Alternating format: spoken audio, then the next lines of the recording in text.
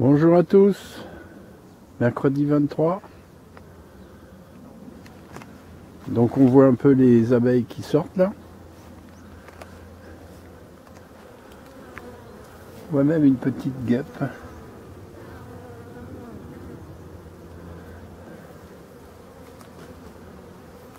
Voilà. Petit vol de propreté. Donc le baromètre est remonté. Du coup les abeilles sortent.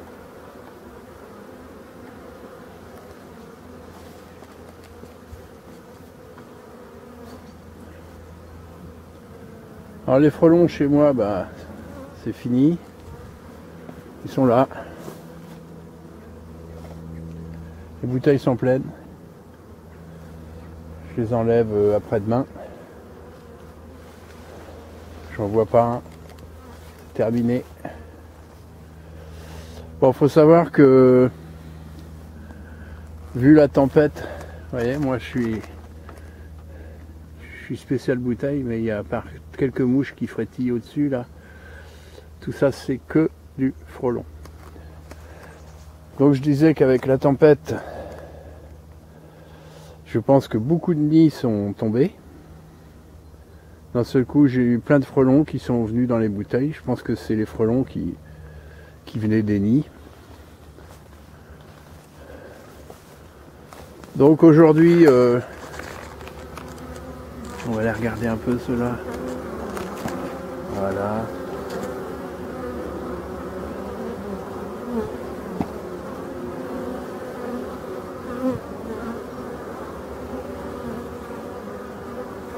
Donc aujourd'hui, bah, je m'en vais chez mon fournisseur pour aller acheter les fournitures de 2024.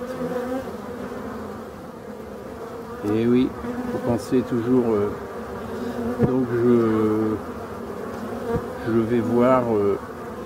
Donc j'ai racheté des pots, des couvercles, des étiquettes, de la scie, du petit matériel. Et oui, je crois que j'en ai pour 600 € sans acheter de ruche, ni de ruchette. Vous voyez que il faut dépenser beaucoup d'argent pour avoir les abeilles. Allez, on va aller. Elles sont contentes. Regardez ce que je vois là. Un dernier frelon. Alors je vais regarder. Hop. Et le dernier frelon. Excuse-moi vieux ou vieille, mais voilà.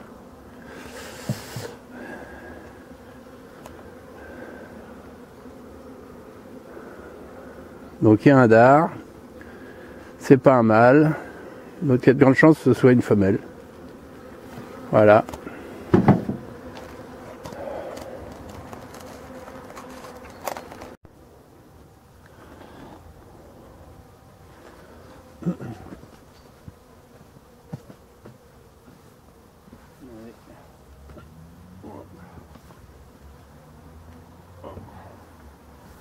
Parfait.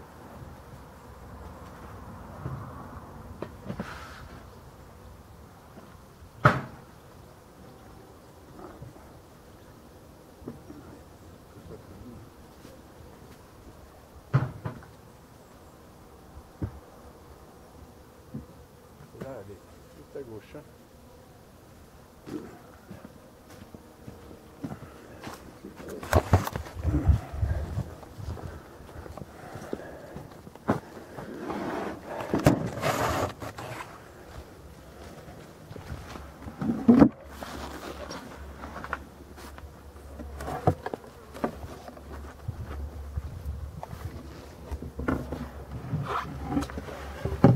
Les petits escargots.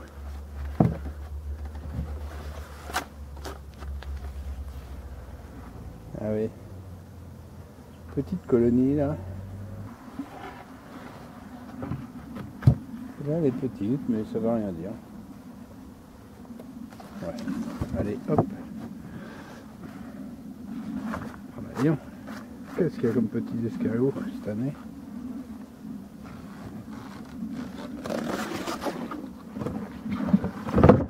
Donc celle-ci elle a du poids à gauche et rien à droite.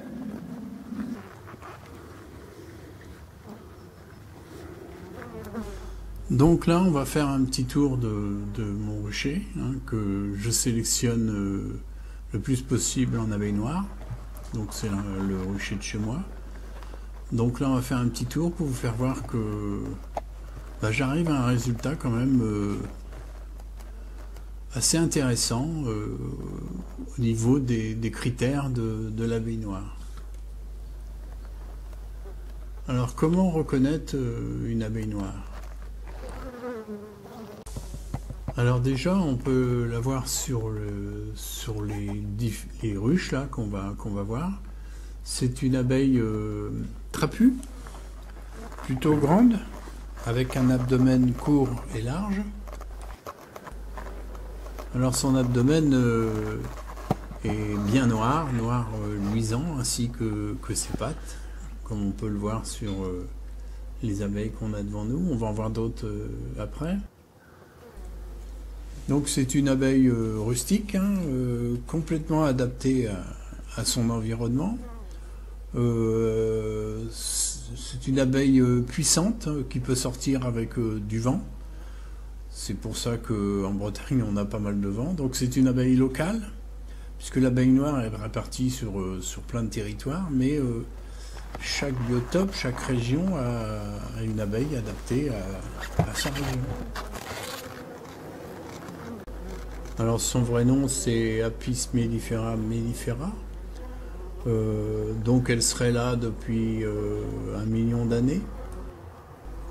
C'est une abeille qui a une possibilité de faire énormément de pollen grâce à ses longs poils roux qu'on peut voir hein, au niveau du thorax.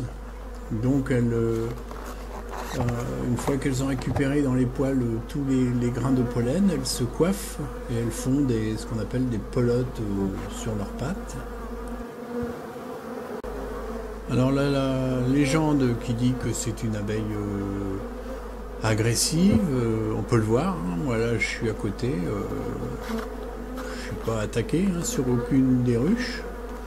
Ce que je peux dire c'est que c'est une abeille sauvage, donc elle a un côté sauvage. C'est pas une mouche, c'est une abeille. Donc il faut savoir la manipuler et il faut être assez calme. Et on peut voir qu'elle vous le rend bien. Hein. Si vous n'êtes pas agressif, elle n'est pas agressive. Parce que son agressivité, c'est pour moi de la défense. Ce qui me semble tout à fait normal quand on est une abeille sauvage. Donc c'est une abeille, moi, qui me surprend toujours. On l'a vu sur quelques ruches là qu'elle rentre du pollen. Et on est au mois de novembre, donc il y a toujours une petite activité, une petite ponte, un élevage. Elles savent trouver les ressources. Donc là, en Bretagne, on a les ajoncs, hein, c'est le pays des ajoncs, la Bretagne on l'appelle comme ça aussi. Donc c'est pour ça qu'elles savent très très bien gérer leur nourriture. Donc toutes les ruches, mes ruches cette année ne sont absolument pas nourries. Je trouve que leur poids me convient, etc. Et j'ai vraiment envie qu'elles soient le plus autonomes possible. Donc moi c'est une abeille que je conseille aux gens qui débutent en apiculture, parce que c'est une abeille autonome, c'est une abeille qui se débrouille. Donc évidemment il faut l'assister au niveau du varroa et lui donner un coup de main face au frelon, parce qu'elle ne sait pas faire contre ces animaux-là. Mais si vous êtes patient, si vous êtes calme, si vous êtes doux, vous allez voir qu'elle va vous apporter un grand plaisir, une grande joie de faire de l'apiculture. Alors ce ne sont pas des abeilles industrielles, hein, je répète, ce sont des abeilles sauvages. Donc quand vous faites 10-15 kg de miel par ruche, c'est déjà pas mal. Mais voilà, si vous avez 2 ruches qui sont en bonne santé, vous faites quand même 30 kg de miel pour vous et vos amis. Alors voilà, là on voit très très bien, elles sont bien noires, bien luisantes, sur toutes les ruches elles sont comme ça. Donc je fais une sélection absolument naturelle, c'est-à-dire que par essaimage, et dès que je vois une ruche qui est un peu hybridée, un tout petit peu jaune, elle va dans un autre rucher à l'écart du rucher de chez moi. Et sinon, dès que je trouve des abeilles bien noires quelque part dans un biotope proche du sauvage, et ben je les ramène dans mon rucher. Donc voilà, c'était pour vous expliquer que l'abeille noire existe encore, qu'il faut la protéger, qu'il n'y a pas que l'abeille industrielle.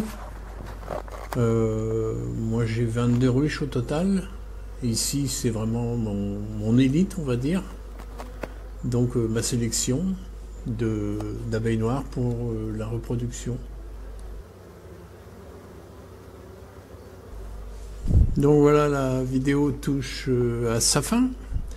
Donc n'oubliez pas de vous abonner à ma chaîne. Un petit pouce bleu fait toujours plaisir. Et si vous avez un petit peu de place dans votre jardin, comme c'est mon cas, eh bien à l'automne je sème toujours de la moutarde. Et la moutarde me sert de couvert végétal, d'engrais. Et en même temps, dès qu'il y a un petit peu de soleil l'hiver, les abeilles viennent sur les fleurs butiner un petit peu de pollen, comme on a vu tout à l'heure, et ainsi que quelques pissenlits qui se réveillent. Allez, à très bientôt!